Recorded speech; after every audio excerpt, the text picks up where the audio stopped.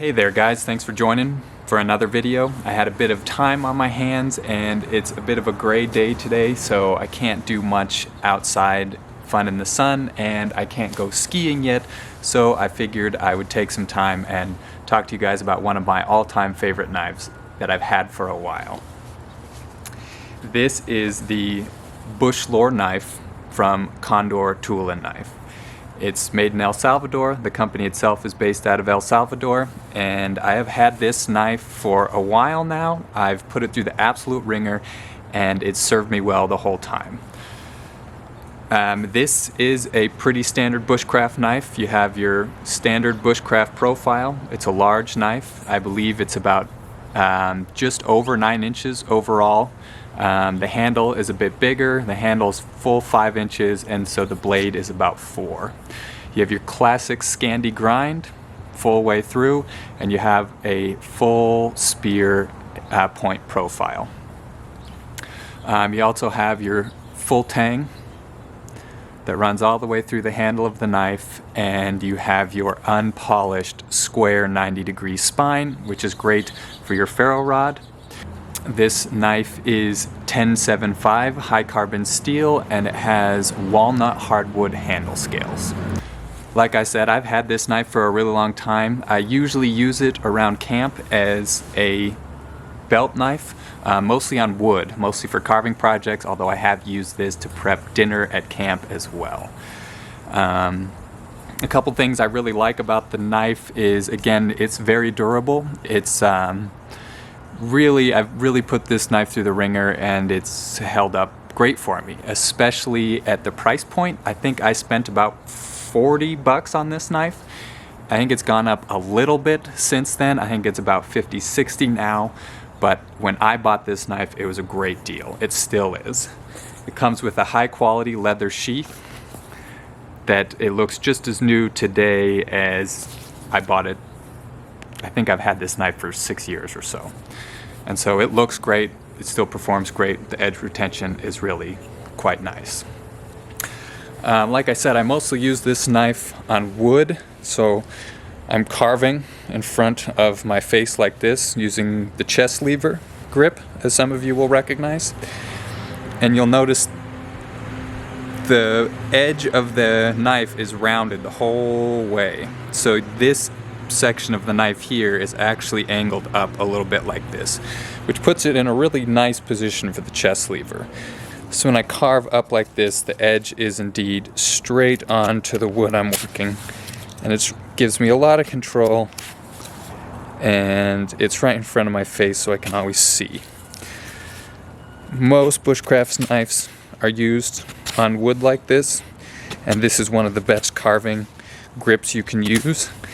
And this knife especially excels in this carving position.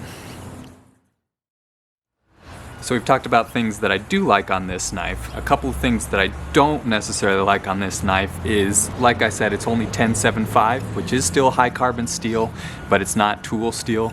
I like most of my knives to be the full 1095, just a little bit higher, more carbon, makes them a little bit harder, just a little bit more edge retention. This knife is really easy to sharpen, but I do find myself sharpening it more frequently than some of my higher carbon steel knives. I also think this knife is just a little bit oversized. A lot of people compare this knife to the classic bushcraft knife from Mora, and I think that knife is about 9 inches too, but it's just a little bit smaller, a little bit more wieldy in the hand. This knife is a little bit big for me, for my hands personally, but I think it's still just a little bit big overall because I have pretty good sized hands. You'll notice the nub sticks out a fair amount. Also, when I'm using it in the chest lever position like this, that nub tends to dig into my ribs, and I have legitimately gotten a bruise here from using the knife in this chest lever grip with this nub sticking out, grinding into my side here. So I was actually thinking about modifying this knife. I was going to shave down this handle a little bit and do away with this nub a little bit, round it out as well so it doesn't stick into my ribs as much when I'm using it in my favorite go-to grip. Alrighty, so I've gone ahead and marked up this handle. I don't know if you can see that, maybe a little bit. I just went ahead and rounded out the butt of the knife. I would have gone a little bit more extreme, but I did want to preserve the lanyard hole. I just took it back to pretty much where it meets my fingers, and it'll round out, so again I won't get that bite in here when I'm carving.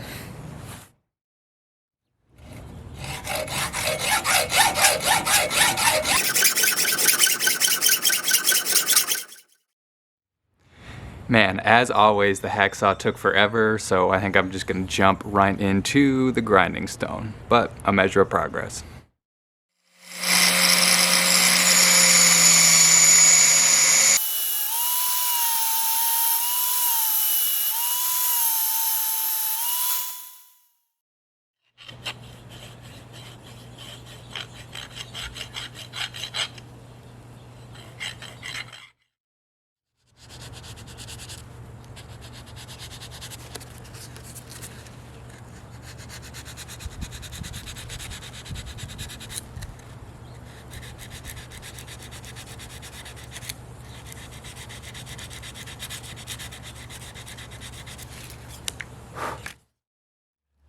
Alrighty, so I've finished up this handle.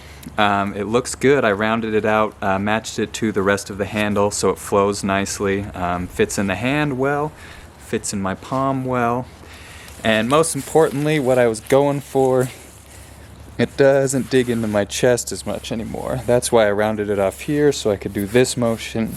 So it's perfect. It feels great. So now I'm going to put a little bit of oil on it. I'm just using boiled linseed oil. Nice thick layer to start. Alrighty, I'm gonna put probably 3 more applications of oil on there, let it dry overnight, and we'll finish out. Alrighty, there is our finished product. You can see that a little bit better. It came out nice. Fits in my hand really well, really comfortable. Again, it's good for my carving position. I use this knife with the chest lever grip 9 times out of 10. It is a carving knife, it's a bushcraft knife, that's what it's for. That's its intended purpose. And so Joe Flowers of Condor, if you happen to catch this video, I would love to know what you think. I think this is an improvement on an already great knife. It's one of my favorites that I use a lot, and this just made it better. It was a worthwhile project, and I'm glad I did it. So, Joe, if you catch this video, let me know what you think. Everybody else, thanks for tuning in, and we'll catch you on another one.